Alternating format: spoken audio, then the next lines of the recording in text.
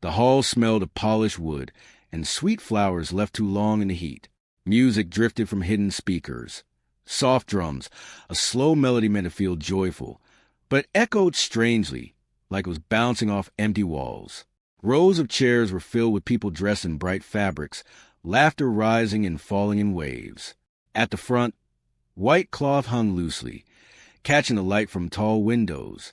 I stood near the back, not seated, not invited to the front, just standing with my hands folded, feeling the cool floor through the thin soles of my shoes. The fabric of my dress was plain, washed too many times, ironed carefully that morning because I wanted to look neat, respectable, even if no one was looking. This was Daniel's wedding, not ours, not the one we once spoke about in low voices at night. This one was louder, public, full of witnesses. I watched him from a distance. He wore a dark suit that fit him well, shoulders straight, chin lifted. He laughed easily. The way he used it before life became divided into what he showed the world and what he left behind.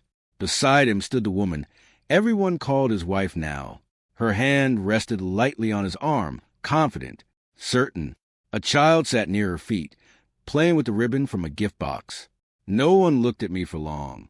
When they did, their eyes slid away quickly, as if I were something misplaced. A chair in the wrong room, a name written on the wrong page. I told myself to breathe. The music softened. A murmur moved through the crowd as elders shifted in their seats. Someone cleared their throat near the front. This was the part where blessings were spoken, where families were named and honored. I felt a familiar tightness settle in my chest. For years, I had learned how to stand like this. Quiet, still, taking up as little space as possible. At family gatherings, at ceremonies, at moments that were supposed to include me, but never truly did. I learned how to hold my words behind my teeth, how to swallow questions before they became sounds. Daniel did not look back. I wondered if he could feel me there, if some part of him sensed the way of my gaze, the history standing behind it, or if I had already faded into something easier to ignore. My fingers brushed against the folder tucked under my arm. Old paper, soft at the edges, heavier than it looked. The music paused, and in that brief silence, I realized something small, but sharp. This room had been prepared for celebration, but not for truth. Not yet. When I was a girl, my mother used to say, "A woman learns early where she is allowed to exist." She didn't say it with anger. She said it like weather, like it was simply how the world moved. I learned it in small ways first. At my uncle's house, the boys were given the first plates, meat still steaming rice pile high, while the girls waited by the doorway with empty hands. At school, teachers praised my handwriting but never asked what I thought. In the market, men spoke over my head as if I were a basket on the ground. You grow up like that, and you start to make yourself smaller without noticing. By the time Daniel found me, I was already trained to be quiet. He met me near the public water tap one afternoon. The sun was low, turning the metal buckets orange. I remember the sound of water hitting plastic, the smell of wet earth, and the way he smiled as if I mattered. He asked my name twice, like he wanted to hold it properly. That night, I lay awake, repeating the moment in my mind, afraid it would disappear if I didn't. At first, he spoke to me like I was seen. He promised simple things. Safety, a home, a life that would not feel like waiting outside a door. I did not need poetry. I needed steadiness. I needed someone to choose me loudly. When we married, it wasn't in a grand hall. It was a small gathering with borrowed chairs and a cloth canopy that fluttered in the wind. I remember the dust on my sandals and how my hands shook when I signed my name. Daniel squeezed my fingers and whispered, "Now you are mine." People laughed, clapped, ate, and left. The night ended. Life began. But life has a way of revealing what ceremonies hide. Daniel's family never fully accepted me. They didn't say it openly at first. They used softer tools, polite smiles that didn't reach the eyes, greetings that were delayed, questions that felt like inspections. His sister, Miriam, always spoke to me like she was doing me a favor. "You're lucky," she would say, her voice sweet as ripe fruit. "My brother is generous." I tried to earn my place. I cooked until my wrists ached. I cleaned until my knees burned. I stayed silent when jokes were made about my accent, my education, my background. I thought if I just worked harder, they would stop seeing me as temporary. Then my daughter was born. I held her in my arms and smelled her skin, warm milk and new life. And I promised myself she would not grow up learning how to shrink. Daniel looked proud that day, but only for a moment. He kissed my forehead, then left the room to answer a call. And slowly, without any single loud moment, he began to drift. First, it was late nights. Then, whole weekends away. Then the way his phone turned face down whenever I entered the room. Then the words, "You worry too much," whenever I asked where he'd been. By the time I realized I was no longer being chosen, everyone else had already adjusted, and I was the last one still pretending. The courthouse hallway was colder than I expected. The walls were painted a dull beige, chipped near the corners where time and impatience had worn them down. Every sound echoed, heels striking tile, papers rustling, a cough held too long. I took a seat on a hard wooden bench, placing a folder on my lap the way I used to place my daughter there when she was tired. Carefully, protectively, people passed without slowing. Lawyers moved with purpose, their voices low but confident. Families whispered in tight circles. Somewhere down the hall, a door slammed, sharp enough to make my shoulders tense. I kept my eyes forward. Waiting had become something my body knew how to do without instruction. Daniel arrived late. I noticed him before he noticed me. His shoes were polished, his jacket pressed. He walked quickly, laughing at something said by the woman beside him. The same woman from the wedding hall. She held the child's hand, guiding him around a puddle on the floor, like they were practicing how to move together. A family. They stopped a few steps away from me. Daniel's laughter faded when he saw me, but not into guilt, into discomfort. His eyes flicked to the bench, to the folder, then away. He nodded once, like acknowledging a stranger. No greeting. No question. The woman looked at me openly. Her gaze traveled from my shoes to my face, then lingered on the folder. Curious. Measuring. The child stared too, wide-eyed, then tugged at her sleeve, whispering something I couldn't hear. "We should sit over there," Daniel said quietly. Over there meant the front row. Cushioned seats. Close to the lawyers. They moved. I stayed. A court officer approached and glanced at a list. "Parties involved in the Cohn estate matter," he called out. Names followed. Daniel stood immediately. So did the woman. I rose a moment later, my legs stiff from sitting. The officer looked between us, confused. "You?" he asked, his tone flat. "Yes," I said. He hesitated, then gestured toward the far side of the room. "You can wait there." Not beside Daniel. Not near the table. There, against the wall. I felt eyes on my back as I moved. Whisper slid through the air, quiet, sharp, unfinished. I caught pieces. "Why is she here? Isn't that his first wife?" I thought she disappeared. Inside the courtroom, the ceiling felt too high, the windows too bright. I stood where I was told, hands folded again, the folder pressed to my chest. Daniel did not look at me once as he spoke with his lawyer. He smiled. He gestured.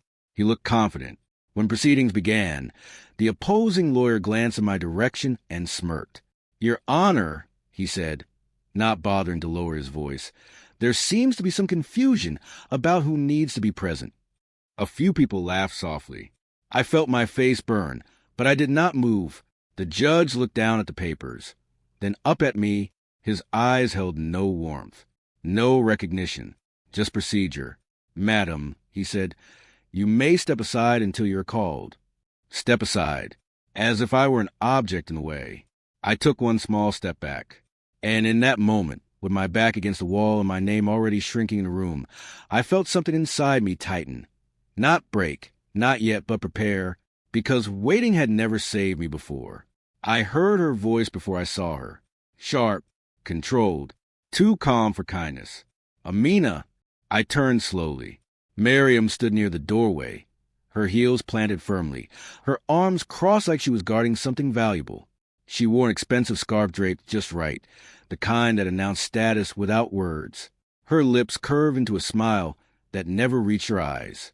"So," she said, looking me up and down, "you actually came." I nodded once. She glanced toward Daniel, then back at me. I didn't think you'd have the courage, or the sense. The courtroom buzzed softly around us, but the space between her and me felt sealed. Private.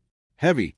This is not your place, she continued, lowering her voice just enough to sound reasonable. You've caused enough embarrassment already. I said nothing. Miriam leaned closer. I smelled her perfume. Sweet, expensive, overpowering. You lost your child, she said, like she was stating the weather. Tragic. But you can't keep dragging my brother through your grief. My fingers tightened around the folder. She was my niece, Miriam went on, her tone sharpening. And even I know when to let go. You should learn the same. Something flickered inside my chest. Not anger. Not yet. Something colder. You think this court will listen to you? She asked, tilting her head. With your accent? Your stories? They already think you're unstable. Emotional. You should be grateful we didn't push harder. Push harder. Images rushed in without warning. Me standing in the rain outside the hospital, my phone pressed in my ear, listening to it ring until the battery died. Me holding my daughter's small hand, feeling it grow colder, lighter. Me begging Daniel to come, to help, to care. I swallowed. Miriam straightened. Do yourself a favor, she said, smoothing her scarf. Step away quietly. Sign what needs to be signed when you're told. And stop pretending you matter here. She turned to leave. Before she took a second step, I spoke. I am not pretending. My voice surprised even me. It was soft, steady. Miriam paused and looked back, irritated now. What did you say? I said, I repeated, I am not pretending. Her laugh was short, sharp. Then what are you doing? I looked past her, to the judge's bench, to the lawyers shuffling papers, to Daniel laughing again, already relaxed. I thought of the nights I slept hungry so my daughter could eat. The mornings I woke up determined to survive one more day without being seen. I'm standing, I said. Miriam stared at me, then shook her head. You always were difficult, she muttered, walking away. The session resumed. Voices rose and fell. Arguments were made about property, responsibility, credibility. No one asked me to speak, but something had shifted, not in the room, in me. I pressed the folder closer to my chest, feeling the ridged edges of documents I had read 100 times in the dark. Documents no one else bothered to ask about. For the first time, I stopped waiting for permission, and in the quiet of my own breath, I made a decision I had been avoiding for years. The courtroom air felt heavier after that, not because anything loud had happened, but because something unseen had moved, like a door closing somewhere deep inside me, sealing off the part that still hoped for mercy. I stood exactly where I was told to stand. I nodded when spoken to. I lowered my eyes when the judge glanced my way. To anyone watching, I looked unchanged. Still small, still silent, still easy to overlook. But inside, I was no longer asking to be spared. As arguments continued, my mind drifted, not away, but inward, to the nights I sat by a flickering lamp, reading documents I barely understood at first, to the way I traced unfamiliar words with my finger, sounding them out slowly, refusing to give up when my head ached. I remembered the weight of responsibilities settling on me back then, heavy and terrifying, and the instinct to hide it, to protect it, to survive. I had not come to court on impulse. I had come because it was time. Daniel's lawyer spoke confidently, his voice smooth, practiced. He described me as emotional, unreliable, motivated by bitterness. Each word landed where it was meant to, drawing nods from people who had already decided who I was. Daniel agreed with everything. He spoke without looking at me, describing our marriage like a mistake he had already corrected. He mentioned my instability after our daughter's death, how I became distant, how I refused help. He said it calmly, like a man listing items on a receipt. I did not interrupt. I let him finish. The judge scribbled notes. The clerk shifted. A few people glanced at me, waiting for a reaction. Tears, anger, collapse. I gave them nothing. My fingers slid over the folder again, feeling the familiar crease near the corner. Inside were papers I had once been too afraid to show anyone. Papers given to me quietly, explained to me in whispers by a man who said, "You must be careful with this." I remembered asking him, "What if they take it from me?" And his answer, "They won't, not if you stay alive long enough to use it." A court assistant approached, her voice low. "Madam, if you have no legal counsel, you may be dismissed once the judge rules on preliminary matters." Dismissed. I nodded, understood. She walked away, satisfied. The judge cleared his throat. "Before we proceed further," he said, scanning the room, "are there any additional documents relevant to this case?" The lawyer shook his head quickly. "No, Your Honor. Everything has been submitted." I felt my pulse slow. The moment did not feel dramatic. It felt quiet, deliberate, like placing something valuable on a table and waiting for others to notice. I took one small step forward. "Your Honor," I said softly. The sound of my voice cut through the room more sharply than shouting ever could. Heads turned. Daniel stiffened. "Yes?" the judge replied, irritation edging his tone. "This is not the time." "I apologize," I said, and held up the folder slightly. Not high, not demanding attention. Just enough. "But I believe these documents may be relevant."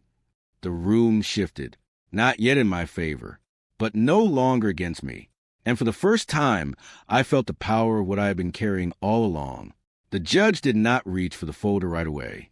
He studied me instead, the way one examines a stain on clean cloth, unsure if it matters, unsure if it will spread. The lawyer beside Daniel shifted in his seat, irritation flashing across his face before he masked it with a practiced smile. "What exactly do you believe those papers contain?" the judge asked. I took a breath, not to steady myself, to remember. There was a time, years ago, when I didn't understand what had been happening around me, only that doors closed when I entered rooms, that conversations stopped when I arrived, that decisions were made somewhere beyond my hearing, then delivered to me as instructions. It was after my daughter was born that I began to notice patterns. Money moved strangely. Property documents changed hands without my knowledge. Daniel traveled often, returning with vague explanations and shorter patience. And Miriam, always Miriam, appeared whenever something important was being discussed, her voice low, persuasive, confident. One evening, while cleaning a drawer Daniel rarely used, I found an envelope tucked beneath old receipts. It wasn't sealed. Inside were copies of land deeds, stamped and signed, names I recognized, dates I didn't. When I asked Daniel about it, he laughed. Too quickly. "You shouldn't worry about things like that," he said. "It's family business." Family business. That phrase followed me for months. Then came the visit from the old notary. He arrived without warning, his shoulders hunched, his eyes alert like someone who expected to be overheard. He asked to speak with me alone. When Daniel stepped outside to take a call, the man leaned in and lowered his voice. "They are moving assets," he told me, quietly, "using your name." I remember the room tilting slightly, the smell of dust, the hum of insects outside the window. "My name," I whispered. He nodded. "Because legally you are the trustee." I didn't understand at first. He explained slowly, drawing diagrams on scrap paper, pointing to signatures I barely remembered giving. Papers signed years ago, during our marriage when I trusted, when I did not ask questions. "They assumed you would never look," he said gently, "never speak." That night, I didn't sleep. I reread every document I could find, my finger tracing words until dawn. Fear sat heavy in my stomach, but beneath it was something else, clarity, a realization that silence had protected others, not me. Back in the courtroom, the judge finally gestured. "Bring them forward." The bailiff approached me. I handed him the folder without hesitation. Daniel turned fully toward me now. His face had gone pale, confusion cracking through his calm. Miriam leaned forward, her eyes narrowed, her mouth tight. The bailiff placed the folder on the judge's desk. As the judge opened it, the room grew so quiet I could hear my. Paper makes a sound when it is handled carefully. A soft whisper. A deliberate pause between pages. The judge flipped through the documents slowly, his expression unreadable. Stamps, signatures, dates. He adjusted his glasses once, then again, leaning closer, as if the words had shifted when he wasn't looking. Daniel's lawyer rose halfway from his seat. Your Honor, if I may, those documents were never submitted through proper channels. The judge raised a hand, without looking up. Sit. The word landed with more weight than any gavel strike. Miriam's fingers gripped the edge of the table. Her confidence, so loud a moment ago, had thinned into something brittle. She glanced at Daniel, then back at the folder, as if trying to roll the pages into something harmless. I stayed where I was, still, quiet, watching. The judge turned a page and paused. His eyes lifted, sharp now, focused directly on Daniel. Mr. Cohn, he said, were you aware that these assets were placed under legal trust? Daniel swallowed. Yes, but that was only temporary. Temporary, the judge repeated, scanning the page, and yet the trustee listed here has not changed. He looked up again, this time at me. Amina Cohn, he read aloud, hearing my name spoken clearly, without distortion or dismissal, sent a strange warmth through my chest. Not relief, recognition. The lawyer tried again. Your Honor, with respect, Mrs. Cohn has been emotionally unstable since the death of her child. We question her capacity. The judge closed the folder. The sound was final. Capacity is established by law, not rumor, he said calmly. And according to these documents, Mrs. Cohn is not only capable, she is central. A ripple moved through the courtroom. Chairs creaked. Breath caught. Someone near the back whispered my name, unsure if they had heard it correctly. Daniel's face tightened. This is a misunderstanding, he said quickly. She never intended to...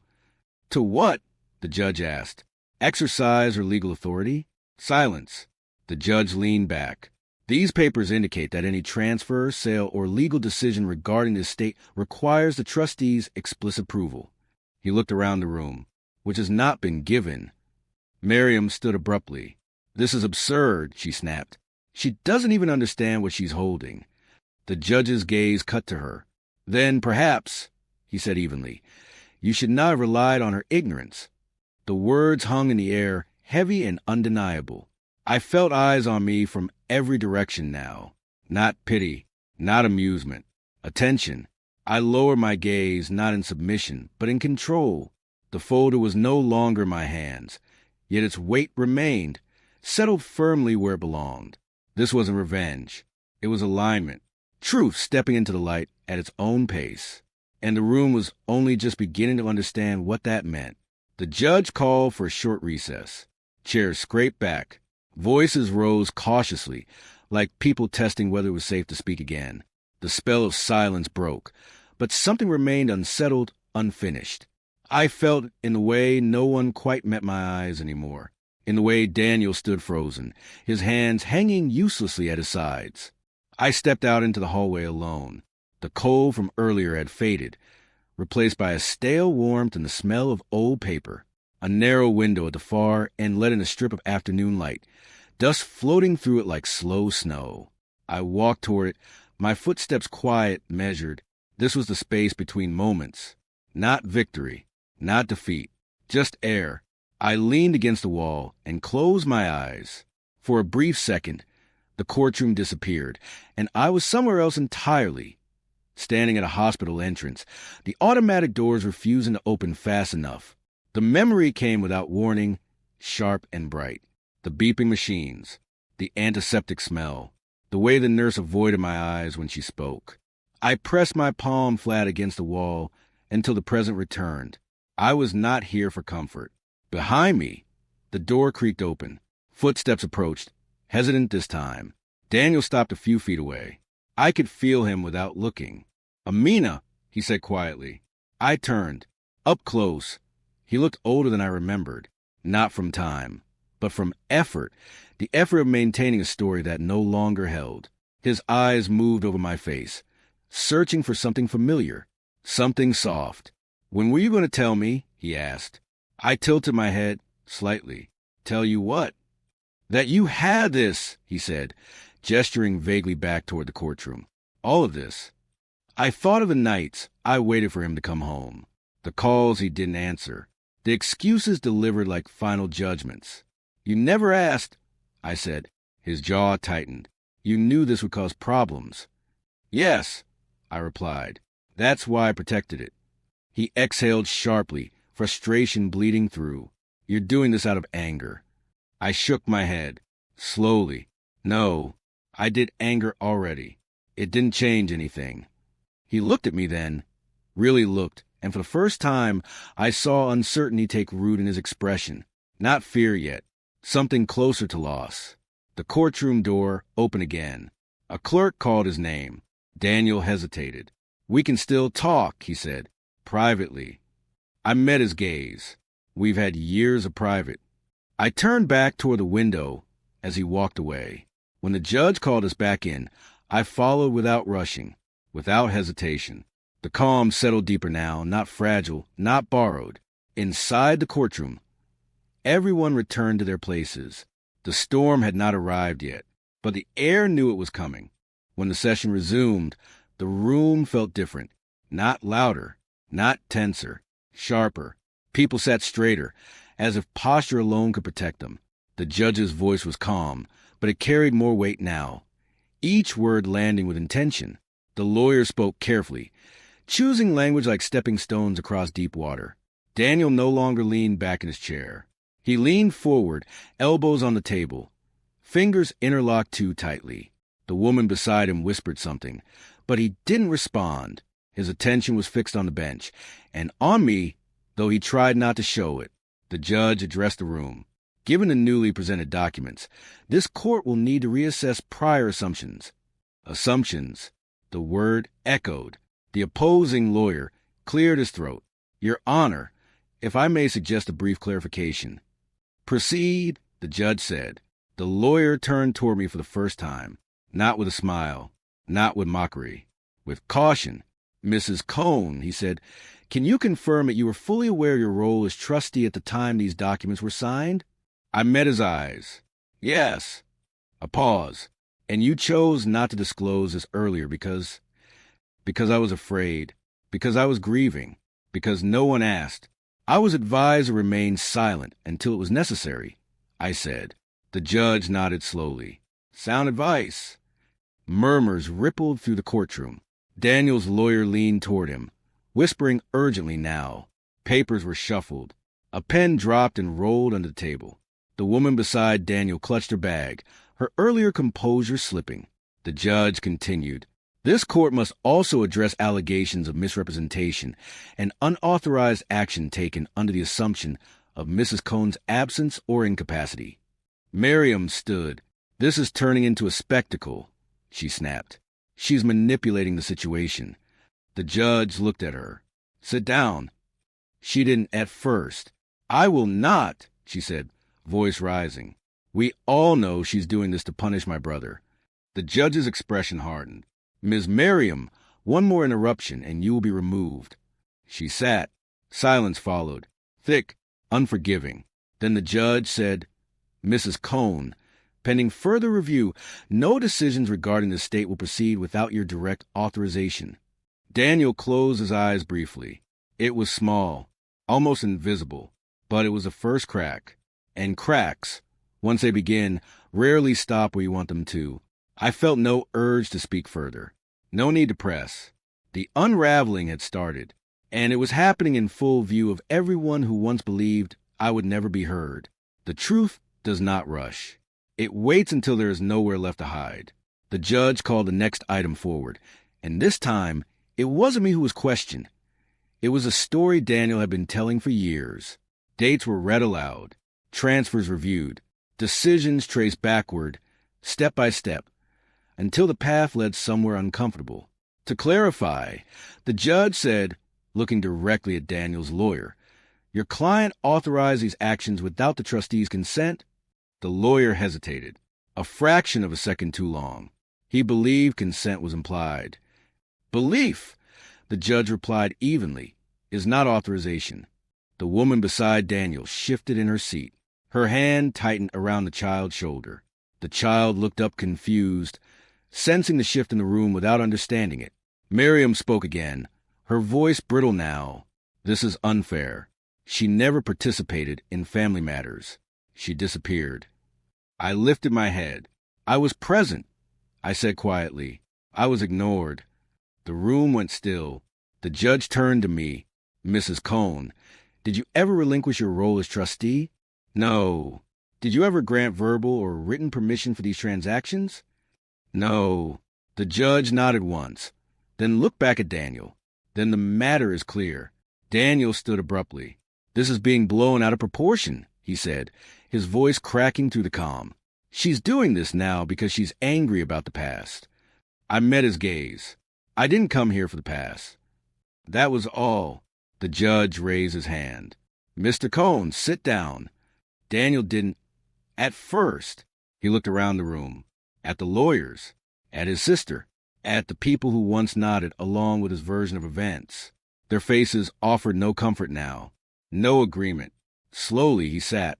The judge continued, his voice firm. This court will initiate a full review of all actions taken under false assumption of authority. Any benefits derived unlawfully will be subject to reversal. A gasp escaped someone near the back. The word unlawful hung in the air. The marriage that had been displayed so proudly now felt fragile, exposed. The confidence Daniel wore like armor began to collapse inward, piece by piece. No shouting, no dramatic outburst. Just the quiet sound of the story ending. And as the judge prepared to adjourn, I realized something with startling clarity. This was never about taking power. It was about revealing who had been holding it all along. The courtroom emptied slowly. Not because anyone wanted to stay, but because no one knew how to leave with dignity anymore. Chairs scraped. Footsteps hesitated. Voices stayed low. The earlier confidence had drained from the room, replaced by careful distance. Daniel did not look at me as he walked past. Neither did Miriam. The woman with him held the child closer now, her eyes fixed ahead, as if looking back might undo something important. Their story had not ended, but it had cracked, and cracks invite questions. I remained seated until the judge had left. When I stood, my legs felt light, not weak, unburdened. I gathered my things. There wasn't much, and stepped into the hallway once more. The light through the window had shifted. Late afternoon now, softer, less harsh. A clerk approached me quietly. Mrs. Cohn, she said, her tone respectful, you will be contacted regarding next steps. I nodded. Thank you. That was all. No apology. No congratulations. None were needed. Outside the courthouse, the air felt different, wider. I paused at the steps, listening to the city move. Cars passing, distant voices, the rhythm of life continuing without regard for personal reckoning. For the first time in years, I did not feel like I was chasing something already gone. I thought of my daughter, not the hospital room, not the last day, but the way she laughed when I pretended not to see her, the way she held my finger when crossing the road, the way she trusted me completely, without hesitation. I had kept that promise to her.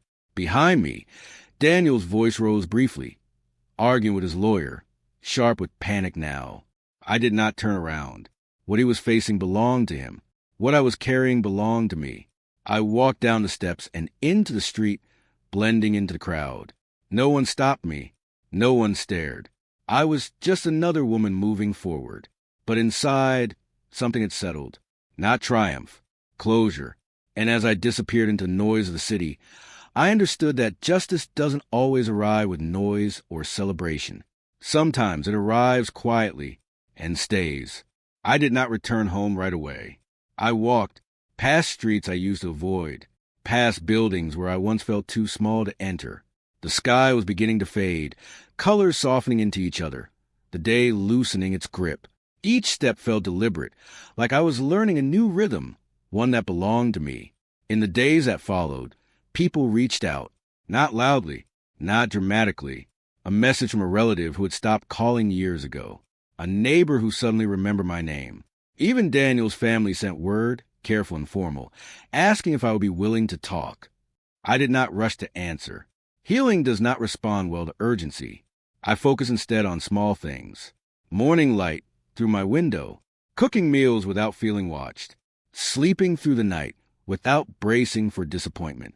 I visited my daughter's resting place and spoke to her, not with grief, but with honesty. I told her I had stood up. I told her I was still standing. The court proceedings continued without me at the center of them. Lawyers spoke. Papers moved. Decisions were corrected. What had been taken quietly was returned the same way. No announcements.